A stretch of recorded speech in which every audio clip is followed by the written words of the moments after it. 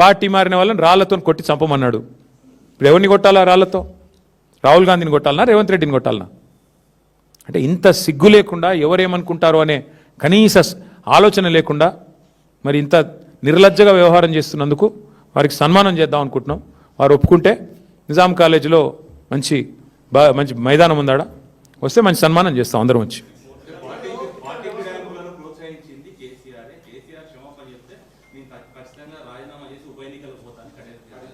సరే, ఆయన గురించి అంత టైం వేస్ట్లే. కానీ పార్టీ ఫిరాయింపులు స్టార్ట్ చేసింది ఈ దేశంలో బ్రదర్. కొద్దిగా మీరందరూ జర్నలిస్టులు, ఎవడో గొట్టంగాడు అనగానే పట్టుకుంటారు. అట్లా స్టార్ట్ చేసిందే భారతదేశంలో కాంగ్రెస్. ఆయారాం గయారాం అనే కల్చర్ తెచ్చింది ఎవడు?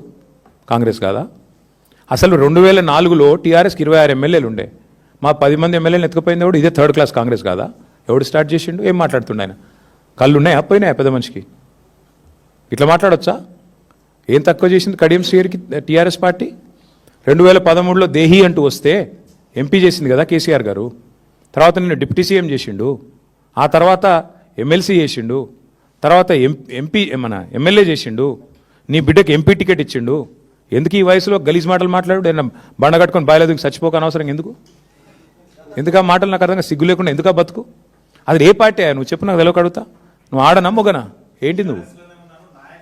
అదే అంటున్నా, ఎందుకు థర్డ్ క్లాస్ మాటలు, ఎందుకు థర్డ్ క్లాస్ పనులు? అక్కడ పోయి కాంగ్రెస్ పార్టీ ఆఫీసులో కూర్చొని మొన్న అందుకే లక్ష్మీదేవమ్మ అనే పెద్ద మనిషి కరెక్ట్గా చెప్పింది. రాజేంద్రనగర్లో రాజేంద్రనగర్ పోయిన మధు పార్క్ రిడ్జ్ అపార్ట్మెంట్స్కు పెద్ద మనిషి ఎంత బాగా చెప్పిందంటే, ఆమెకు 87 ఏళ్ళు.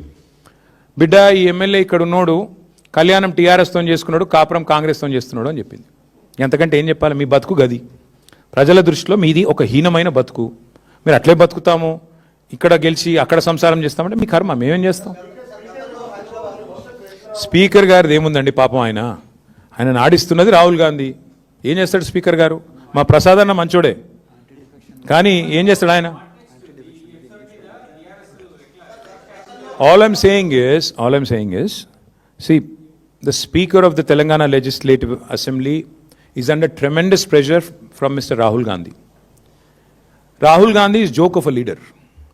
On the one hand, he flaunts the Constitution of India. He continues to maintain that he is the savior, the vanguard of Constitution of India. And he also talks about defections,